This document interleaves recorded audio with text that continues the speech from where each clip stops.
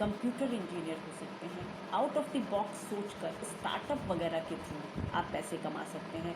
लेकिन इनके डिस्पॉजिटर कहाँ, कैसे, शुक्र से किस पोजीशन में है, वो देखना पड़ेगा। ये जितना भी मैंने प्रेडिक्शन किया है कि शुक्र से दूसरे घर में ये होगा तो ऐसा होगा, इसको आप ये भी इस तरह भी लगा कर देखिए कि आपकी कुंडली में जहाँ भी टॉरस यानी वृषभ राशि पड़ी है उसमें अगर ये ग्रह बैठे हुए हैं, सूर्य चंद्र जो भी मैंने अभी बताए हैं, इसी तरह के रिजल्ट आपको देखने को मिलेंगे। यही ज्योतिष की खूबसूरती है और यही ज्योतिष का जादू है। तो ये थी मेरी एनालिसिस शुक्र से दूसरा भाव और आपकी वेल्थ।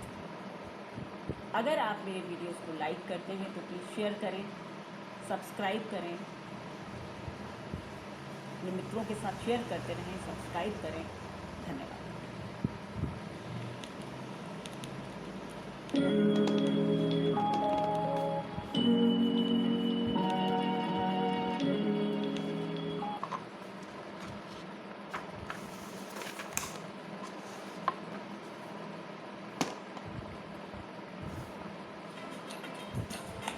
अरे ड्रीम कैच नहीं, ये तो बस अच्छे से सोया है।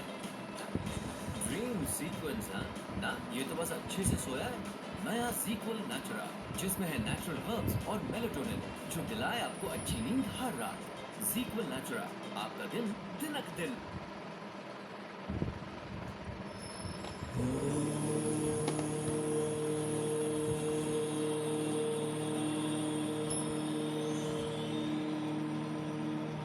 नमस्कार, एस्ट्रो इनसाइट्स विद ऋचा में आप सभी का स्वागत है। मैं हूं डॉक्टर ऋचा शुक्ला। आज बात होगी बृहस्पति से 5वां स्थान और उसका रहस्य। अभी मैंने कई वीडियोस इस तरह के बनाए जहां पर मैंने सूर्य से 7वां स्थान, मंगल से 8वां स्थान, चंद्रमा से 10वां स्थान, बहुत सारे इस तरह से काल पुरुष की कुंडली के हिसाब से, मतलब ग्रह जो है वो किस चीज़ का कारक है, क्या डिनोट करता है, और अगर उससे कोई ग्रह एक स्पेसिफिक पोजीशन में बैठा होता है तो क्या रिजल्ट होता है। ये काफ़ी इंटरेस्टिंग सब्जेक्ट रहते हैं अगर आप ज्योतिष सीखना चाहते हैं या फिर आप अपने हॉरोस्कोप को अच्छे से समझना चाहते हैं, तो भी आपके लिए ये वीडियोस काफ़ी अच्छे होंगे। चलिए आज बात करती हूँ बृहस्पति और उससे 5वां घर। अब अगर मैं आज बृहस्पति की बात कर रही हूँ तो थोड़ा सा एक बैकग्राउंड जो है वो मुझे बृहस्पति ग्रह के विषय में देना होगा। बृहस्पति यानी कि जुपिटर यानी कि देव गुरु, अगर ये इनकी बात करें तो मुझे लगता है कि इनसे बड़ा ग्रह कोई नहीं, क्योंकि हमारे दूसरे घर के, 5वें घर के, 9वें घर के, 11वें घर के, 7वें घर के, बहुत सारे लगभग 4-5 घरों के कारक हो जाते हैं बृहस्पति, और इनका कारकत्व तो इतना बड़ा है, इसीलिए ये इतने इम्पोर्टेंट और ताकतवर ग्रह हैं। ग्रहों में देव गुरु हैं, देवताओं के गुरु हैं, इसलिए इनका जो दर्जा है वो भी बहुत ऊंचा है, रेस्पेक्टेड प्लैनेट है। जहाँ भी देखते हैं वहाँ अमृत दृष्टि करते हैं, तो इनका स्वभाव जो है वो बहुत अच्छा है। इनकी एक अच्छी पोजीशन कुंडली में आपकी ज़िंदगी को सही रास्ते पर चलाने के लिए काफ़ी होती है। सबसे इम्पोर्टेंट बात जो जुपिटर के लिए वो ये कि बृहस्पति जीव कारक भी है। जीव कारक मतलब आप क्या हैं, हम क्या हैं, हम एक जीव हैं, एक आत्मा है, एक शरीर है। तो आत्मकारक तो सूर्य कहे जाते हैं, लेकिन और मन के कारक चंद्रमा है, लेकिन अब जो बात है वो होगी जीव कारक। जीव यानी कि कहीं ना कहीं हमारी अपनी जो एग्जिस्टेंस है, जो हम हैं पूरे के पूरे, शरीर भी कह सकते हैं आप। कहते ना भाई, जीव और आत्मा, आत्मा निकल गई, जीव रह गया, शरीर रह गया। तो यानी बृहस्पति जीव कारक भी हैं, यानी हम हमारी एग्जिस्टेंस भी बृहस्पति से हम देख सकते हैं। हमारा पूरा शरीर, हमारी पूरी व्यक्तित्व भी बृहस्पति से देखा जा सकता है, क्योंकि हमारे लिए बृहस्पति बहुत बड़े कारक हैं। और बृहस्पति से पांचवा घर क्यों इम्पोर्टेंट?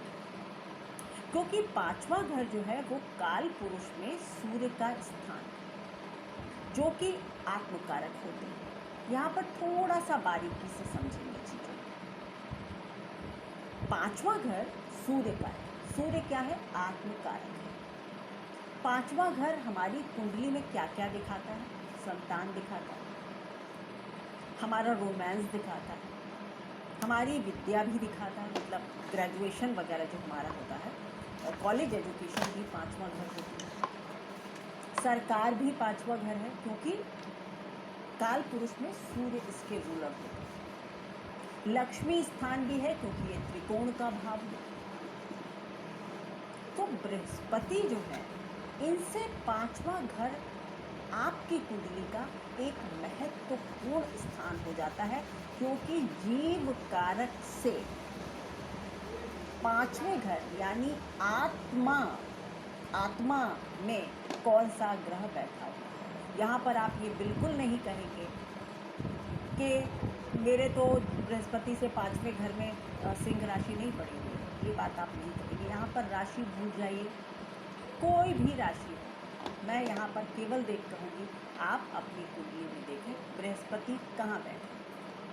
अब उससे आप देखेंगे कि पांचवें घर में कौन ग्रह है, तो क्या प्रभाव डालेगा। यानी सच्चाई यह है कि बृहस्पति से पांचवा घर ये बताता है कि इस जीव का सबसे ज़्यादा मन, इसकी आत्मा, ये जीव की आत्मा कहाँ पर रमेगी,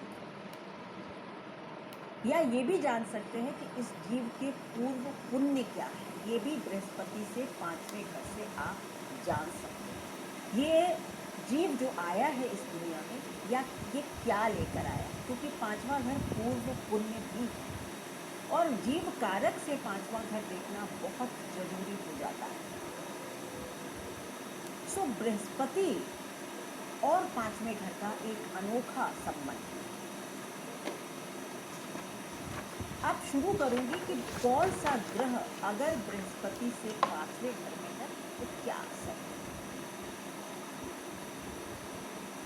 अगर आपके बृहस्पति से पांचवें घर में सूर्य है, तो आप ये मान लीजिए कि आपको सबसे ज्यादा आपकी जो आत्मा है वो आकर्षित होगी सत्ता की तरफ, प्रभाव की तरफ, मतलब प्रभावशाली लोगों की तरफ। आप बड़े लोगों से, इन्फ्लुएंशियल लोगों से बहुत इन्फ्लुएंस्ड होंगे। आपको पॉलिटिकल सर्कल, बड़े लोगों के साथ उठना बैठना, राज दरबार में बैठना आप सबसे ज़्यादा एंजॉय करेंगे। क्यों? क्योंकि पांचवा घर फन है। फन मतलब फन का कई बार हिंदी में भूल जाते हैं, मतलब जो हम जिंदगी में आनंद का भी है। पांचवा घर परमानंद का भी है, साधना का भी। पांचवा घर क्या नहीं। तो क्योंकि बृहस्पति जीव कारक है, तो पांचवें घर में प्रभाव अगर सूर्य है, तो आप पॉलिटिकल सर्कल में हो सकते हैं, आपका पॉलिटिक्स में बड़ा नाम हो सकता है, आप मंत्री हो सकते हैं, आप IAS ऑफिसर भी हो सकते हैं, आप डिप्लोमेट हो सकते हैं।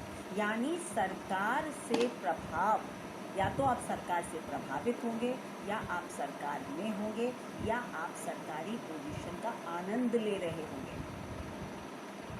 अगर ये कुछ नहीं होगा, क्योंकि अब और ग्रहों के प्रभाव भी तो आपकी कुंडली में पड़ रहे होंगे, तो क्या होगा, आपका जो दिमाग है वो साधना की तरफ जा सकता है। सूर्य आत्मकारक। और ये भी कहा जा सकता है कि कहीं ना कहीं आपकी आत्मा एक पवित्र आत्मा है।